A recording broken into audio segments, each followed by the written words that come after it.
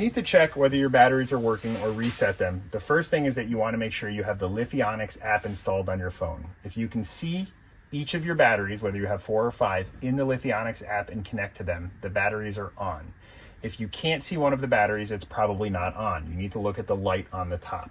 If the light around the button that's on top of the battery is not lit up, the battery is off. If you stored the van without shutting the batteries off or ran your power very low, you might have reached a low voltage shutdown. To recover from a low voltage shutdown, you're going to press the button on top of the battery once and it should start to blink. Once that occurs, you want to start charging your batteries immediately via shore power or driving. Once your battery is charging, you should see positive current coming into the battery in the battery app. Once you fully charged, it will show 100% and your battery will be reset.